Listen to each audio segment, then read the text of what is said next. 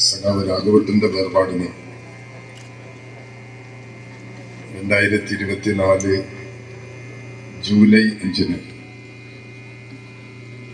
2 വർഷം തികയുകയാണ്.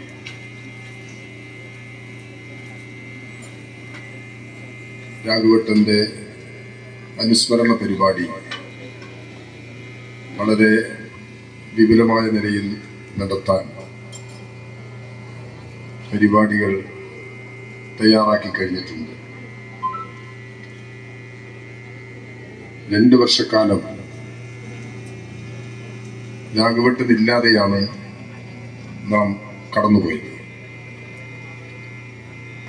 ഒരു പ്രദേശത്തിൻ്റെ, ഒരു നാടിൻ്റെ നായക സ്ഥാനത്ത് നിന്നുകൊണ്ട് ജനങ്ങളുടെ ജീവിതത്തിൽ പുരോഗതി കൈവരിക്കാൻ, ജനങ്ങളുടെ പ്രത്യേകിച്ച് തൊഴിലാളികളുടെ നാനാതരത്തിലുള്ള അവകാശങ്ങൾ സംരക്ഷിക്കാൻ സഖാവ് രാഘവട്ടൻ നേതൃത്വം നൽകി പ്രവർത്തിച്ചിട്ടുണ്ട്. ഇവിടെ കാസർഗോഡ് ജില്ലയിലെ തൊഴിലാളി വർഗ പ്രസ്ഥാനത്തെ മുന്നോട്ട് കൊണ്ടുപോകാൻ, പ്രത്യേകിച്ച് CITU രൂപീകരണത്തിന് ശേഷം രാഘവട്ടൻ വഹിച്ച പങ്ക്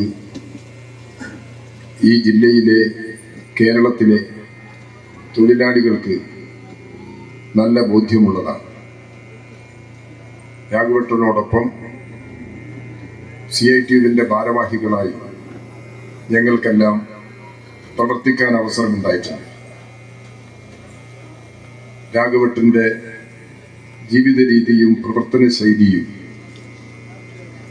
നേരത്തെ ഇവിടെ സൂചിപ്പിച്ചതുപോലെ പ്രത്യേകതയാർന്നതാണ്. പൂർണ്ണമായ തൊഴിലാളി വർഗ പ്രതിബദ്ധതയോടെ ചുമതലകൾ ഏറ്റെടുക്കാനും അത് നിർവഹിക്കാനുമാണ് രാഘവട്ടൻ ശ്രമിച്ചിട്ടുള്ളത്. അദ്ദേഹത്തിൻ്റെ ഓർമ്മ, അദ്ദേഹം പ്രവർത്തിച്ച ഈ നാട്ടിൽ എന്നെന്നും ഉയർത്തിപ്പിടിക്കാവുന്ന നിലയിലാണ് PR ട്രസ്റ്റ് രൂപീകരിക്കുകയും അതിൻ്റെ നാനാതരത്തിലുള്ള പ്രവർത്തനങ്ങൾക്ക് തുടക്കം കുറിക്കുകയും ചെയ്തിട്ടുള്ളത്. ആ ട്രസ്റ്റിൻ്റെ ഭാഗമായ PR ഭവന പദ്ധതി പ്രകാരമാണ് ഇവിടെ നിങ്ങളെല്ലാം സഹകരിച്ചുകൊണ്ട് സഹായിച്ച് ഇവിടുത്തെ ഒരു പ്രായം ചെന്ന തമ്പായി അമ്മയ്ക്ക് വീട് നിർമ്മിച്ച് നൽകിയിട്ടുള്ളത്. അർഹരായ കുടുംബത്തെ തിരഞ്ഞെടുത്ത് വീട് ലഭ്യമാക്കുക എന്നതിലാണ് CPIM നേതൃത്വം നൽകി പ്രവർത്തിച്ചു വരുന്നത്. വീടിൻ്റെ അവകാശം വീടില്ലാത്ത മുഴുവൻ കുടുംബങ്ങൾക്കും അർഹതപ്പെട്ടതാണ്. ഏതൊരു മനുഷ്യന്റെയും, ഏതൊരു കുടുംബത്തിൻ്റെയും ജീവിതത്തിലെ ഏറ്റവും വലിയ ആഗ്രഹമാണ് സ്വന്തമായൊരു വീട്. കിട്ടുന്നത് വെച്ചുണ്ടാക്കി കഴിക്കാനും ഏത് സാഹചര്യത്തിലും വിശ്രമിക്കാനും കഴിയുക സ്വന്തം വീട്ടിലാണ്. രോഗമായാൽ അവിടെയാണ് കിടക്കേണ്ടത്. അവശതകൾ നേരിടുമ്പോൾ അവിടെയാണ് നാം എത്തിച്ചേരുക. എല്ലാ നിലയിലും ഒരു വീട് മനുഷ്യന്റെ ഏറ്റവും പ്രധാനപ്പെട്ട ആവശ്യങ്ങളിലൊന്നാണ്. വീട് നിർമ്മിക്കുന്നതിന്, വീട് ലഭ്യമാക്കുന്നതിന് വേണ്ടി കേരളത്തിൽ നടന്ന എണ്ണമറ്റ പോരാട്ടങ്ങളുണ്ട്. കാസർഗോഡ് ജില്ല കേരളത്തിന്റെ ഏറ്റവും വടക്കു ഭാഗത്തുള്ള ജില്ലയാണ്. കർണാടകവുമായി ചേർന്ന് നിൽക്കുന്ന ജില്ലയാണ്. ജന്മി നാടുവാഴി വ്യവസ്ഥ സമൂഹത്തെ ആകെ കൈയടക്കി വാണിരുന്ന കാലത്ത് ജന്മിത്വത്തിനും നാടുവാഴിത്വത്തിനും എതിരായി ഒരുപാട് പോരാട്ടങ്ങൾ നമ്മുടെ നാട്ടിൽ നടന്നിട്ടുണ്ട്. ഇന്ത്യയുടെ സ്വാതന്ത്ര്യത്തിനു വേണ്ടി നടന്ന പോരാട്ടങ്ങൾക്ക് പ്രത്യേകിച്ച് കേരളത്തിലെ വടക്കൻ ജില്ലകളിൽ നടന്ന ജന്മി നാടുവാഴി വ്യവസ്ഥക്കെതിരായ പോരാട്ടങ്ങൾക്ക് വലിയ പങ്കാണുള്ളത്. ഈ സമരത്തിന്റെ ഭാഗമായി നിരവധി സഖാക്കൾക്ക് ജീവൻ ബലിയർപ്പിക്കേണ്ടി വന്നിട്ടുണ്ട്. ജന്മിത്വത്തിനും നാടുവാഴിത്വത്തിനും എതിരായ സമരത്തിൽ നിരവധി രക്തസാക്ഷികളെ നമുക്ക് നൽകേണ്ടി വന്നിട്ടുണ്ട്. അതിന്റെ പിന്തുടർച്ചാവകാശികളാണ് കേരളത്തിലെ കമ്മ്യൂണിസ്റ്റ് പ്രസ്ഥാനം. 1957 EMS അധികാരത്തിൽ വന്നു. EMSന്റെ നേതൃത്വത്തിലുള്ള ഗവൺമെന്റ് അധികാരമേറ്റു. കേരളത്തിൽ ഉടനീളം നടന്ന തൊഴിലാളികളുടെയും കൃഷിക്കാരുടെയും പ്രക്ഷോഭ സമരങ്ങൾ, സാമ്രാജ്യത്വത്തിനെതിരായി ദേശീയ സ്വാതന്ത്ര്യത്തിന്റെ ഭാഗമായി നടന്ന സമരങ്ങൾ, ഒഴിപ്പിക്കലിനെതിരായും ഭൂമിയുടെ അവകാശത്തിനു വേണ്ടി നടത്തിയ എണ്ണമറ്റ സമരങ്ങൾ, ആ സമരങ്ങളിലൂടെയാണ് 1957 സഖാവ് EMSന്റെ നേതൃത്വത്തിലുള്ള ഒരു ഗവൺമെന്റ് ആദ്യമായി അധികാരത്തിൽ വരുന്നത്, കേരള സംസ്ഥാന രൂപീകരണത്തിന് ശേഷം. ആ ഗവൺമെന്റിന്റെ ആദ്യത്തെ ഉത്തരവ് കുടിയാന്മാരെ അവരുടെ കൈവശ ഭൂമിയിൽ നിന്ന് ഒഴിപ്പിക്കാൻ പാടില്ല എന്നുള്ളതാണ്. നാം നേരത്തെ നടത്തിയ സമരത്തിന്റെ ഫലമായി ഏതൊരു ലക്ഷ്യത്തിനു വേണ്ടിയാണോ കേരളത്തിലെ ജനത ഉയർന്ന് പ്രവർത്തിച്ചത്, ആ ലക്ഷ്യം കൈവരിക്കുന്നതിന്റെ ഭാഗമായിട്ടാണ് EMS ഗവൺമെന്റ് കർഷക ബന്ധ നിയമം പാസാക്കുന്നത്. കർഷക ബന്ധ നിയമത്തോടൊപ്പം തന്നെ വിദ്യാഭ്യാസ പരിഷ്കരണത്തിന് വേണ്ടിയുള്ള, വിദ്യാഭ്യാസ അവകാശത്തിന് വേണ്ടിയുള്ള നിയമവും കേരളത്തിന്റെ മുമ്പിൽ വന്നു. കൃഷിക്കാരുടെയും തൊഴിലാളികളുടെയും സമരങ്ങളിൽ ജന്മിമാരുടെയും നാടുവാഴികളുടെയും താല്പര്യത്തിനനുസരിച്ച് നിലപാടുകൾ സ്വീകരിച്ചു വന്നിരുന്ന കേരളത്തിന്റെ പോലീസ് അത്തരം സമരങ്ങളിൽ ഇടപെടാൻ പാടില്ല എന്ന നിലപാട് 57 ഗവൺമെന്റ് സ്വീകരിക്കുകയുണ്ടായി. അധികാര വികേന്ദ്രീകരണത്തിന് വേണ്ടിയുള്ള ആദ്യത്തെ ശ്രമം EMS ഗവൺമെന്റോടുകൂടിയാണ് നമ്മുടെ കേരളത്തിൽ നടന്നത്. 59 പാസാക്കിയ കർഷക ബന്ധ നിയമം ജന്മിമാർക്കും നാടുവാഴികൾക്കും വലിയ തോതിൽ പ്രഹരമേൽപ്പിച്ചു. അവരെല്ലാം കോൺഗ്രസിന്റെ നേതൃത്വത്തിൽ കേരളത്തിൽ കുപ്രസിദ്ധമായ വിമോചന സമരത്തിന് നേതൃത്വം നൽകി പങ്കാളികളായി. അതിനെ അതിജീവിച്ചുകൊണ്ടാണ് കേരളം പിന്നീട് രൂപപ്പെട്ടത്. 1959 പാസാക്കിയ കർഷക ബന്ധ നിയമത്തിൽ കുടിയാന്മാർക്ക് ജന്മാവകാശം ഉറപ്പു നൽകുന്നുണ്ട്, കുടികിടപ്പുകാർക്ക് കുടികിടപ്പവകാശം ഉറപ്പു നൽകുന്നുണ്ട്, ഭൂരഹിതരായ കുടുംബങ്ങൾക്ക് ഭൂമിയുടെ അവകാശം ഉറപ്പു നൽകുന്നുണ്ട്. പക്ഷെ ആ ഗവൺമെന്റിന് അത് നടപ്പിലാക്കാൻ കഴിഞ്ഞില്ല. പിന്നീട് അധികാരത്തിൽ വന്ന ഗവൺമെന്റുകൾ ചെയ്തത് കേരളത്തിൽ ഈ കർഷക ബന്ധ നിയമത്തിൽ കൃഷിക്കാർക്ക്, കുടിയന്മാർക്ക്, കൈവശ ഭൂമിക്കാർക്ക്, കുടികിടപ്പുകാർക്ക് അവർക്കെല്ലാം അനുകൂലമായി വന്ന വ്യവസ്ഥകൾ ഈ നിയമത്തിൽ നിന്ന് ഇല്ലാതാക്കി. 67 വീണ്ടും EMS ഗവൺമെന്റ് അധികാരത്തിൽ വന്നു. 69 ഭൂപരിഷ്കരണ ഭേദഗതി നിയമം പാസായി. 59 പാസാക്കിയ നിയമത്തിലെ കൃഷിക്കാർക്കും തൊഴിലാളികൾക്കും അനുകൂലമായ നിയമങ്ങളുടെ ചിറകരിഞ്ഞതുകൊണ്ടാണ് 69 ഭൂപരിഷ്കരണ ഭേദഗതി നിയമം പാസാക്കേണ്ടി വന്നത്. ആ നിയമം പാസ്സായി വന്നപ്പോൾ കുടികിടപ്പുകാർക്കെല്ലാം 10 സെന്റ് ഭൂമിയുടെ അവകാശം ലഭിച്ചു, നിയമപരമായ അവകാശം ലഭിച്ചു. പക്ഷേ കേരളത്തിൽ പല സ്ഥലങ്ങളിലും ജന്മിമാർ, ഭൂവുടമകൾ ഈ കൈവശ ഭൂമി, കുടികിടപ്പുകാർക്ക് അവകാശപ്പെട്ട ഭൂമി വിട്ടുകൊടുക്കാൻ തയ്യാറായി. അതിനെ തുടർന്ന് ഈ ചെങ്കൊടിയുടെ പ്രസ്ഥാനമാണ് കുടികിടപ്പവകാശം വളച്ചു കെട്ടി സ്ഥാപിക്കുന്നതിന് വേണ്ടിയുള്ള സമരങ്ങൾക്ക് നേതൃത്വം നൽകി. കേരളത്തിലുടനീളം ഈ സമരം അലയടിച്ചുയർന്നു. ആയിരക്കണക്കിന് ആളുകൾ കുടികിടപ്പവകാശം വളച്ചു കെട്ടിയ സമരത്തിൽ പങ്കെടുത്തതിന് അറസ്റ്റ് ചെയ്ത് ജയിലിലടക്കപ്പെട്ടു. ആ നിയമത്തിൽ 69-ലെ ഭൂപരിഷ്കരണ ഭേദഗതി നിയമത്തിൽ കുടികിടപ്പവകാശം, കുടിയാന്മാർക്കെല്ലാം ജന്മാവകാശം, അത് കേരളത്തിൽ പ്രാവർത്തികമാക്കണം. കേരളത്തിൽ കൈവശം വെക്കാൻ കഴിയാവുന്ന, ഒരു കുടുംബത്തിന് കൈവശം വെക്കാൻ കഴിയാവുന്ന ഭൂമിയുടെ പരിധി നിശ്ചയിച്ചു. അത് 15 ഏക്കറയാണ്. 15 ഏക്കർ ഭൂമി, അതിന്റെ അപ്പുറത്ത് കൈവശമുള്ള ഭൂമിയെല്ലാം ഗവൺമെന്റ് നിക്ഷിപ്തമാകണം, നിയമം വ്യവസ്ഥ ചെയ്തു.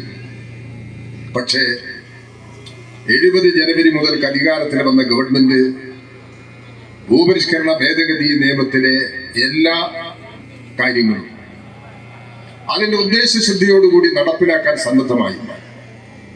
ആ സാഹചര്യത്തിലാണ് കുടികിടപ്പവകാശം വളച്ചു കെട്ടുന്ന സമരമുണ്ടായത്. മിച്ചഭൂമി ഏറ്റെടുക്കുന്നതിന് വേണ്ടി ഭൂമിയിൽ പ്രവേശിക്കുന്ന സമരം കേരളത്തിൽ അലയടിച്ചുയർന്നത്. ആ സമരത്തിലാണ് സഖാവ് AK ജി തിരുവനന്തപുരത്തെ മുടവൻമുകൾ കൊട്ടാര വളപ്പിൽ ചാടിക്കയറി ഭൂമിയിൽ പ്രവേശിക്കുന്ന സമരം നടത്തിയത്. ഈ സമരങ്ങൾ എന്തിനു വേണ്ടിയാണ്? ഭൂമിക്ക് വേണ്ടിയാണ്. ഭൂമിക്ക് വേണ്ടി സമരം വരുമ്പോൾ, ആ ഭൂമിയുടെ അവകാശം സ്ഥാപിക്കുമ്പോൾ അതിൽ ആദ്യം ഉയർന്നു വരുന്നത് വീടാണ്. ഈ സമരങ്ങളുടെ ഭാഗമായി കർഷക ബന്ധ നിയമത്തിന്റെയും ഭൂപരിഷ്കരണ ഭേദഗതി നിയമത്തിന്റെയും ഭാഗമായി കേരളത്തിൽ ലക്ഷക്കണക്കിന് കുടുംബങ്ങൾ വീടിന്റെ അവകാശികളായി മാറിയിട്ടുണ്ട്. അതാണ് നമ്മുടെ പഴയ ചരിത്രം.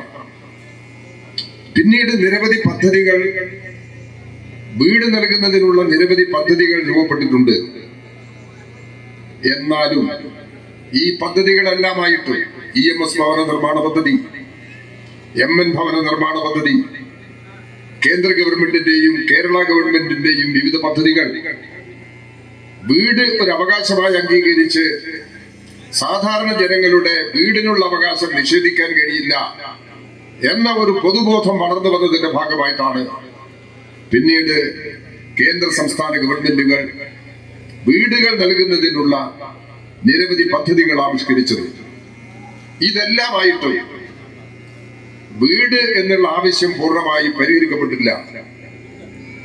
CPIM-ന്റെ 21ാം പാർട്ടി കോൺഗ്രസിന്റെ ഭാഗമായി, 22ാം പാർട്ടി കോൺഗ്രസിന്റെ ഭാഗമായി തൃശ്ശൂരിൽ പാർട്ടി സംസ്ഥാന സമ്മേളനം ചേർന്നപ്പോൾ കേരളത്തിൽ CPIM ഓരോ ലോക്കൽ കമ്മിറ്റിയും, ആയിരക്കണക്കിന് ലോക്കൽ കമ്മിറ്റികൾ കേരളത്തിൽ പ്രവർത്തിക്കുകയാണ്. ഓരോ ലോക്കൽ കമ്മിറ്റിയും വീടില്ലാത്ത, സ്വന്തമായി വീട് നിർമ്മിക്കാൻ കഴിയാത്ത പാവപ്പെട്ടവർക്ക് വീട് നിർമ്മിച്ച് നൽകണം എന്ന തീരുമാനമെടുത്തു. പാർട്ടി സമ്മേളന തീരുമാനത്തിന്റെ ഭാഗമായി കേരളത്തിലുടനീളം CPIM ലോക്കൽ കമ്മിറ്റിയുടെ നേതൃത്വത്തിൽ ഒരു വീട് മാത്രമല്ല, ഒന്നിൽ കൂടുതൽ വീടുകൾ ഓരോ കമ്മിറ്റിയുടെയും സാധ്യതക്കനുസരിച്ച് നിർമ്മിച്ചു നൽകിയിട്ടുണ്ട്. ഈ വീട് നിർമ്മാണ പ്രക്രിയ ഇപ്പോഴും തുടർന്നുകൊണ്ടിരിക്കുകയാണ് ചെയ്യുന്നത്. ഇത്തരമൊരു സന്ദർഭത്തിൽ കേരളത്തിൽ അധികാരത്തിൽ വന്ന 2016 അധികാരത്തിൽ വന്ന സഖാ പിണറായി വിജയന്റെ നേതൃത്വത്തിലുള്ള ഗവൺമെന്റ്, ഇന്ന് അധികാരത്തിൽ തുടരുന്ന ഗവൺമെന്റ്, കേരളത്തിലെ സ്വന്തം വീട് എന്ന സ്വപ്നം സാക്ഷാത്കരിക്കാൻ വീട് നിർമ്മാണത്തിന് ഒരു പുതിയ പദ്ധതി ആവിഷ്കരിച്ചു. കേരളത്തിലുടനീളം അത് സ്വന്തമായി ഭൂമിയുള്ളവർക്ക് വീട്, സ്വന്തമായി വീടില്ലാത്തവർക്ക് മുഴുവൻ വീട്, ഭൂമിയില്ലാത്തവർക്ക് ഭൂമിയും വീടും ഗവൺമെന്റ് നൽകുന്നു. ഈ തീരുമാനത്തിന്റെ ഭാഗമാണ് ലൈഫ് എന്ന ഒരു പദ്ധതി. ഇടതുപക്ഷ ജനാധിപത്യ മുന്നണി ഗവൺമെന്റ് 2016 ആവിഷ്കരിച്ച് ഒരു മിഷൻ എന്ന അടിസ്ഥാനത്തിൽ കേരളത്തിൽ പ്രാവർത്തികമാക്കിയത്. ഈ കഴിഞ്ഞ 8 വർഷക്കാലത്തിനിടയിൽ 4 ലക്ഷത്തിൽ പരം വീടുകൾ ഇപ്രകാരം നിർമ്മിച്ചു നൽകിയിട്ടുണ്ട്. വീട് നിർമ്മാണം പൂർത്തിയായിട്ടില്ല. നമ്മുടെ നാട്ടിൽ കുടുംബങ്ങളുടെ ജീവിത രീതിയിൽ മാറ്റം വന്നിട്ടുണ്ട്. കൂട്ടുകുടുംബ വ്യവസ്ഥയിൽ നിന്ന് അണുകുടുംബ വ്യവസ്ഥയിലേക്ക് നാം മാറി. വീട്ടിൽ ഒരു അച്ഛനും അമ്മയും മക്കളും ഉണ്ടെങ്കിൽ മക്കൾ വിവാഹം കഴിക്കുമ്പോൾ അവരെല്ലാം ഓരോ കുടുംബമായി മാറുന്നുണ്ടെങ്കിലും അവരെല്ലാം പഴയ കാലത്ത് ഒരു വീട്ടിൽ തന്നെയാണ് താമസിച്ചു വന്നത്. ഇന്ന് അങ്ങനെയില്ല, അങ്ങനെ കഴിയില്ല. അപ്പൊ ഓരോ കുടുംബത്തിനും 5 മക്കൾ ഒരു അച്ഛനും അമ്മയ്ക്കും ഉണ്ടെങ്കിൽ ആ 5 മക്കൾക്കും വീട് എന്ന നിലയിലേക്ക് വീടിന്റെ ആവശ്യം ഉയർന്നു വന്നു. ഈ ആവശ്യത്തിന്റെ അടിസ്ഥാനത്തിൽ നാം പ്രതീക്ഷിച്ചതിനേക്കാളും കൂടുതൽ വീടുകൾ കേരളത്തിലെ സാമൂഹ്യ ജീവിതത്തിൽ ആവശ്യമായി വന്നു. ഗവൺമെന്റ് തീരുമാനിച്ചിരിക്കുന്നത് വീടില്ലാത്തവർ, സ്വന്തമായി വീട് നിർമ്മിക്കാൻ കഴിയാത്ത ഏതെല്ലാം കുടുംബമുണ്ടോ അവർക്കെല്ലാം വീട് നൽകും. എല്ലാം വീട് നൽകുമെന്ന് പ്രഖ്യാപിച്ചാലും അത് പ്രയോഗത്തിൽ വരുമ്പോൾ ഒന്നിച്ച് നിർമ്മിച്ചു നൽകാൻ കഴിയില്ല. കേരളത്തിന് അർഹതപ്പെട്ട സാമ്പത്തിക അവകാശം കേന്ദ്രം നിഷേധിക്കുകയാണ്. കേരളത്തിലെ ജനങ്ങളിൽ നിന്ന് ഈടാക്കിയെടുക്കുന്ന നികുതിയുടെ അർഹമായ വീതം കേന്ദ്ര ഗവൺമെന്റ് കേരളത്തിന് നൽകുന്നില്ല. കേരളത്തിൽ അർഹമായ നികുതി വിഹിതം നൽകാതെ കേരളത്തിലെ ജനങ്ങളുടെ ജീവിതത്തെ വലിയ തോതിൽ വരിഞ്ഞു മുറുക്കുകയാണ് കേന്ദ്ര ഗവൺമെന്റിന്റെ സാമ്പത്തിക നയം. ഇതിനെ അതിജീവിച്ചുകൊണ്ട് മാത്രമേ മുമ്പോട്ട് പോകാൻ കഴിയുള്ളൂ. ഈ പ്രതിസന്ധിക്ക് നടുവിലും കേരളത്തിന്റെ മുഖ്യമന്ത്രി പ്രഖ്യാപിച്ചു, എല്ലാവർക്കും വീട് എന്ന ആവശ്യം പ്രാവർത്തികമാക്കുന്നതിൽ ഗവൺമെന്റ് പുറകോട്ട് പോകില്ല. ഇതിൽ പ്രഥമ പരിഗണന നൽകേണ്ടുന്ന ചില മാനദണ്ഡങ്ങൾ നിശ്ചയിച്ചു. മാനദണ്ഡങ്ങളിൽ വീടില്ലാത്ത മുഴുവൻ കുടുംബങ്ങളും വന്നു ചേർന്നിട്ടില്ല.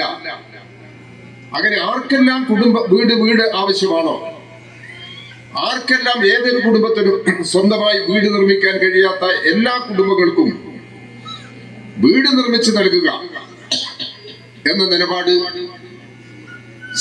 ഗവൺമെന്റ് സ്വീകരിച്ചിട്ടുണ്ട്. കേരള ഗവൺമെന്റ് സ്വീകരിച്ചിട്ടുണ്ട്. ആ നിലപാട് ഇപ്പോഴും ഗവൺമെന്റ് തുടരുകയാണ്. ഈ തീരുമാനത്തിൽ നിന്ന് ഗവൺമെന്റ് പുറകോട്ട് പോകുന്നില്ല. മുഴുവൻ കുടുംബങ്ങൾക്കും വീട് നൽകുക, ലൈഫിന്റെ പരിഗണനാ പട്ടികയിൽപ്പെട്ട് വീട് ഇപ്പോൾ കിട്ടാത്തവരുണ്ട്, അവർക്കെല്ലാം വീട് ലഭ്യമാക്കും. ഇനി ഈ ലിസ്റ്റിൽ പെടാത്ത, ഈ പറഞ്ഞ രീതിയിൽ സ്വന്തമായി വീട് നിർമ്മിക്കാൻ കഴിയാത്ത കുടുംബങ്ങളുണ്ടെങ്കിൽ ആ കുടുംബങ്ങൾക്കെല്ലാം വീട് നൽകുന്നതിന് വേണ്ടിയുള്ള ഉത്തരവാദിത്വം കേരള ഗവൺമെന്റ് നിറവേറ്റുകയാണ് ചെയ്യുന്നത്. ഈ നടപടികൾ എന്തിനാ സ്വീകരിക്കുന്നത്? കേരളത്തിന്റെ വീടിന്റെ ആവശ്യം പൂർണ്ണമായും നിറവേറ്റാനാണ്. കേരളത്തിലെ ഇന്ന് താമസിക്കുന്ന വീടുകൾക്കെല്ലാം വൈദ്യുതി കണക്ഷൻ ലഭ്യമായിട്ടുണ്ട്. ഇനി ഏതെങ്കിലും പുതിയ വീട് നിർമ്മിച്ച് വൈദ്യുതി കണക്ഷൻ കിട്ടാത്തതുണ്ടെങ്കിൽ ബന്ധപ്പെട്ട വൈദ്യുതി ഓഫീസിലും പഞ്ചായത്തിലും അപേക്ഷ സമർപ്പിച്ചാൽ വൈദ്യുതി കണക്ഷന് പരിഹാരമാകും.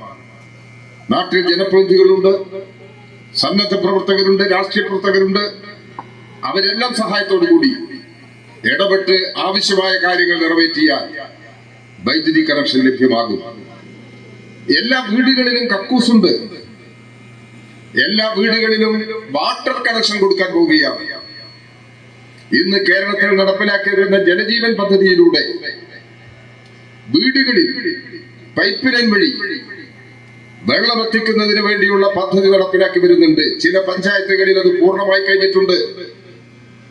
കുടിവെള്ളക്ഷാമം ഏറ്റവും കൂടുതൽ നേരിടുന്ന പ്രദേശങ്ങളിൽ ഏതാണെന്ന് നിർണയിച്ച് അവർക്കെല്ലാം മുൻഗണനാക്രമത്തിൽ നൽകിക്കൊണ്ട് കേരളത്തിലെ മുഴുവൻ കുടുംബങ്ങൾക്കും കുടിവെള്ളം ലഭ്യമാക്കുക, പൈപ്പ് ലൈൻ വഴി കുടിവെള്ളം ലഭ്യമാക്കുക എന്ന നിലപാടാണ് സ്വീകരിക്കുന്നത്. അത് കേരളത്തിൽ പ്രാവർത്തികമാക്കി തുടങ്ങി.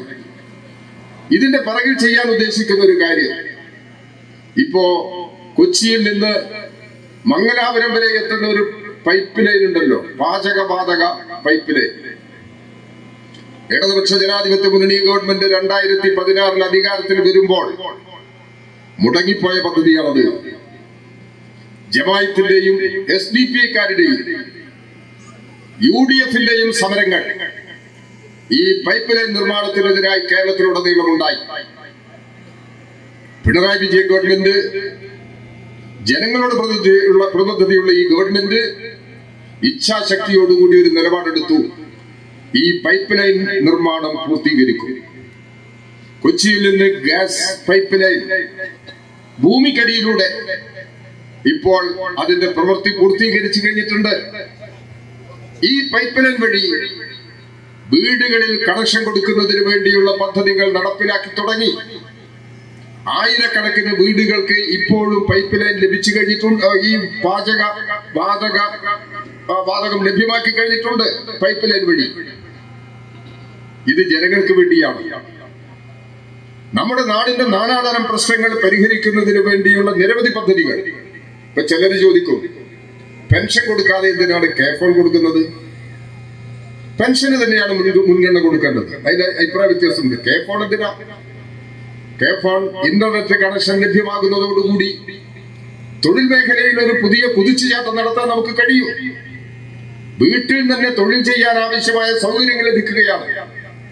ഈ നെറ്റ് കണക്ഷൻ ലഭ്യമാകുന്നതിലൂടെ ഇങ്ങനെ ഒരു സാമൂഹ്യ മാറ്റത്തിന് മുന്നിൽ കണ്ടുകൊണ്ടുള്ള നിലപാടാണ് സ്വീകരിക്കുന്നത്. അപ്പോൾ ഈ കാര്യങ്ങൾക്കെല്ലാം കേരള ഗവൺമെന്റ് മുൻകൈയെടുത്ത് പ്രവർത്തിക്കുകയാണ്. ഇതിലെല്ലാം മുഖ്യമായ പരിഗണന നൽകുന്നത് വീട് ലഭ്യമാക്കുന്നതിന് വേണ്ടിയാണ്. രാഘവട്ടനെ പോലെയുള്ള ഒരു മനുഷ്യസ്നേഹിയുടെ, തൊഴിലാളി പ്രവർത്തകന്റെ, നേതാവിന്റെ, ഒരു ജനതയെ നയിച്ച നേതാവിന്റെ അദ്ദേഹത്തിന്റെ ജീവിതം ഏതൊരു ലക്ഷ്യത്തിന് വേണ്ടി പ്രയോഗിച്ചോ അത് സാക്ഷാത്കരിക്കുന്നതിന് വേണ്ടിയുള്ള പ്രവർത്തനങ്ങൾ ഈ നാട് തുടക്കം കുറിച്ചിരിക്കുന്നു എന്ന് പറയുന്നത് കേരളത്തിനാകെ അഭിമാനകരമായ ഒരു കാര്യമാണ്. ഇവിടെ പാവപ്പെട്ടവർക്ക് ഇനിയും വീട് വെച്ച് നൽകുന്നത് കൊണ്ട് ആ വീട് നിർമ്മാണമെല്ലാം ഈ ട്രസ്റ്റിന് നിർവഹിക്കാൻ കഴിയുമെന്നല്ല നമ്മൾ കണക്കാക്കേണ്ടത്. നാടിന്റെ നാനാ തരത്തിലുള്ള സാധ്യതകൾ ഉപയോഗിച്ചത് പരിഹരിക്കാൻ കഴിയണം. ഇപ്പൊ നേരത്തെ പറഞ്ഞല്ലോ, അധ്യക്ഷ സഖാവ് പറഞ്ഞല്ലോ, കേരള NGO യൂണിയന്റെ സമ്മേളനം നടക്കുകയാണ്.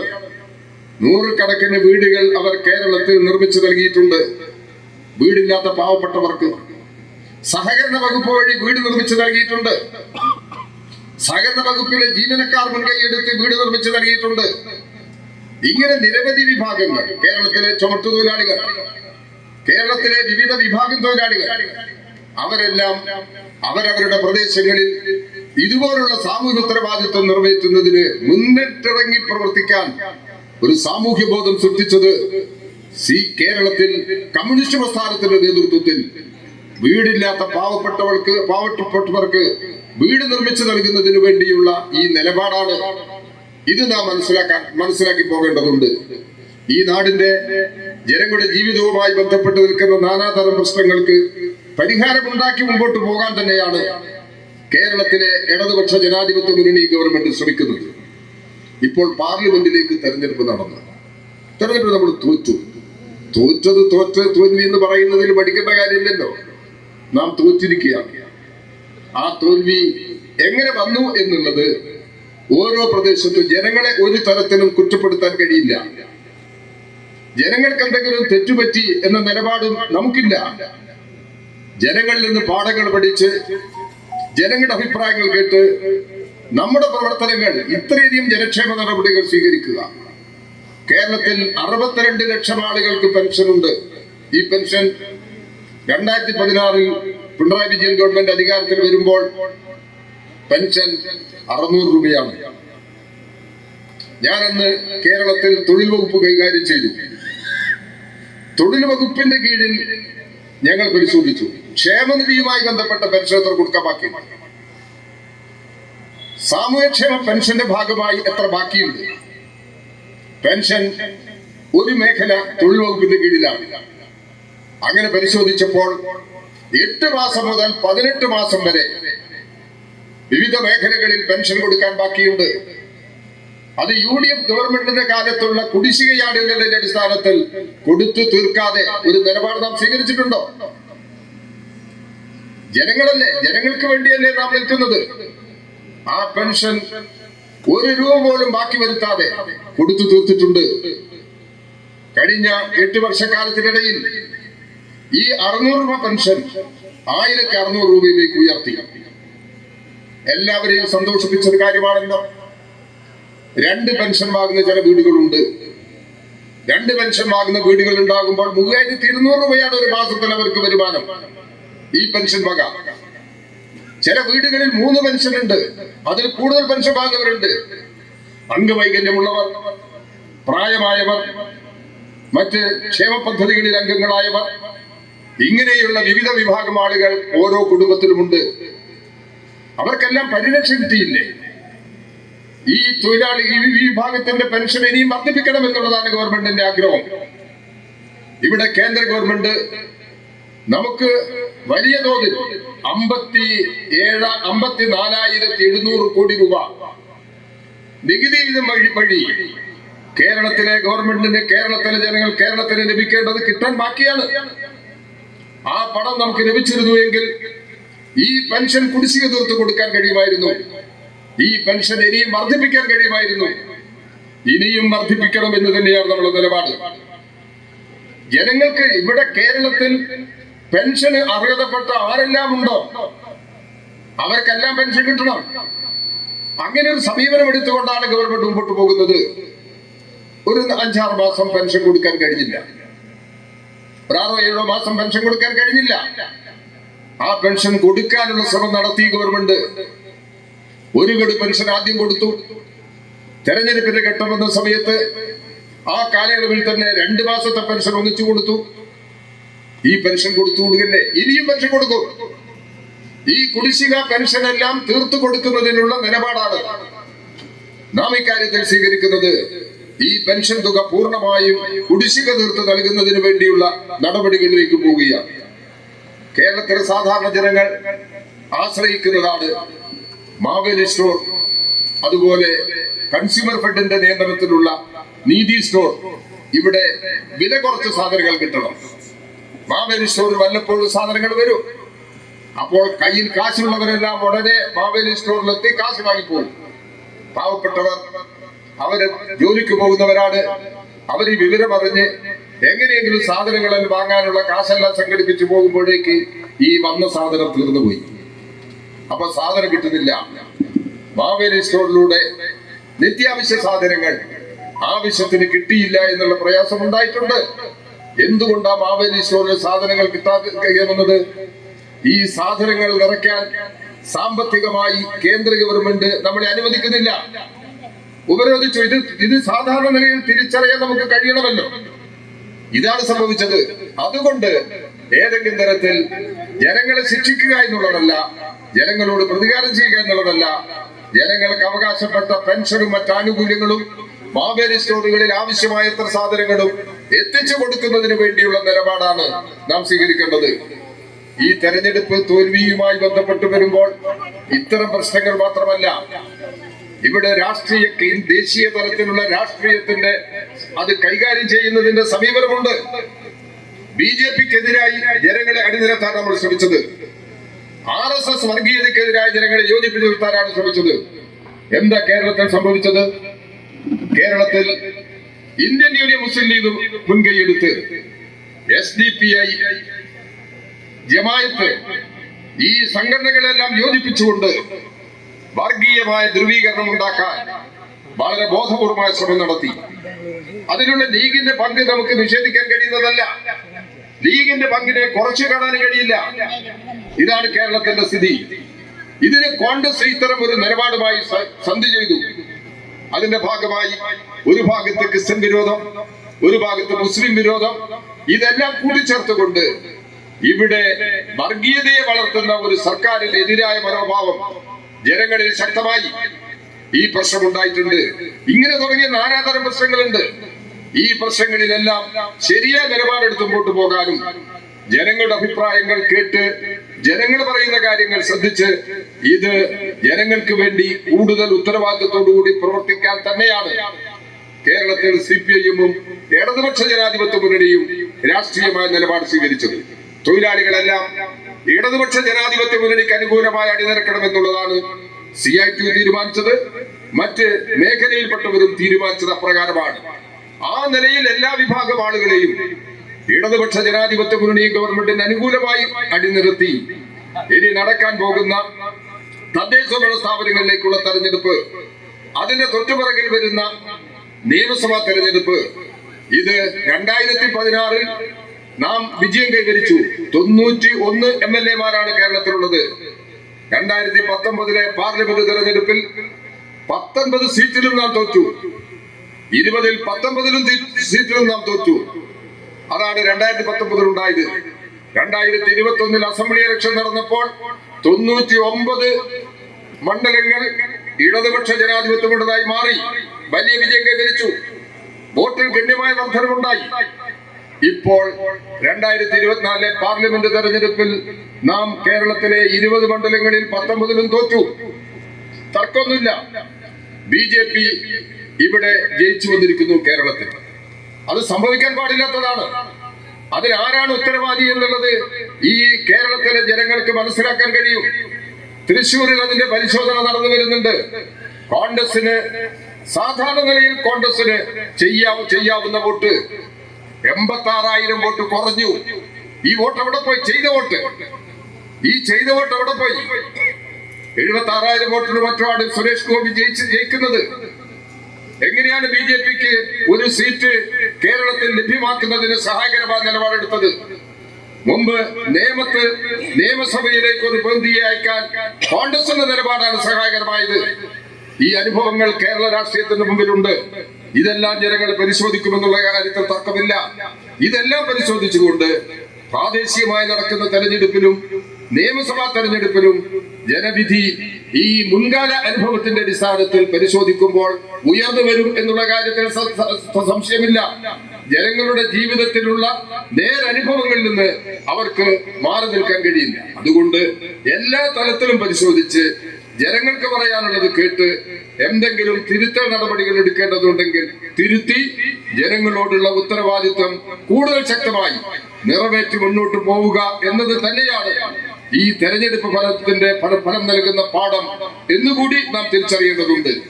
ഇന്ന് ഈ ചടങ്ങിൽ സംബന്ധിക്കേണ്ടുന്ന ചില പ്രധാനപ്പെട്ട സഖാക്കൾക്ക് പങ്കെടുക്കാൻ കഴിഞ്ഞിട്ടില്ല. CPM-ന്റെ കാസർഗോഡ് ജില്ലാ കമ്മിറ്റി യോഗം ചേരുകയാണ്. ഇന്നും നാളെയുമായി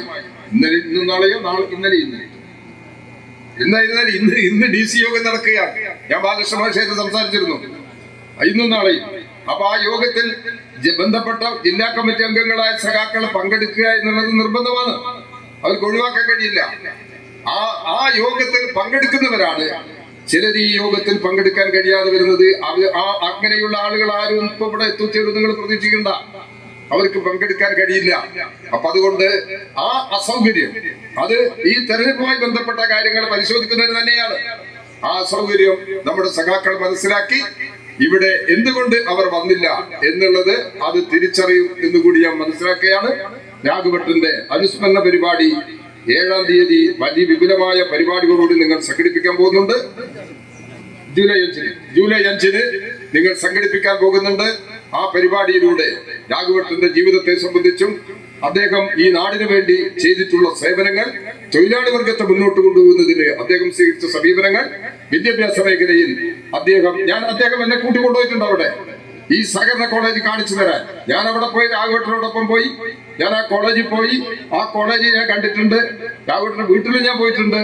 ഇങ്ങനെ അദ്ദേഹവുമായിട്ട് നല്ല ബന്ധം പുലർത്താൻ കഴിഞ്ഞ ട്രേഡ് യൂണിയൻ പ്രവർത്തകരിൽ ഒരാളാണ് ഞാൻ. അപ്പൊ ആ നിലയിൽ രാഘവട്ടന്റെ ഇതുപോലുള്ള ഒരു അനുസ്മരണം ഉയർത്തിപ്പിടിക്കുന്ന ഇതുപോലുള്ള ഒരു പരിപാടിയിൽ മറ്റു പരിപാടികൾ ഏതെങ്കിലും തരത്തിൽ ഒഴിവാക്കി എത്തിച്ചേരണം എന്നുള്ള നിർബന്ധ നിലപാടിന്റെ ഭാഗമാണ് ഈ സന്ദർഭത്തിൽ ഇവിടെ എത്തിച്ചേരാൻ കഴിഞ്ഞിട്ടുള്ളത്. നിങ്ങളോടൊപ്പം ഈ പരിപാടിയിൽ പങ്കെടുക്കാൻ അവസരമുണ്ടായതിനുള്ള എന്റെ സ്നേഹവും അഭിമാനവും ഞാൻ ഈ സന്ദർഭത്തിൽ ഇവിടെ പ്രകടിപ്പിക്കുകയാണ്. നിങ്ങളെല്ലാവരും ഈ വീട് നിർമ്മാണത്തിന് വേണ്ടി സഹായിച്ചവരാണ്.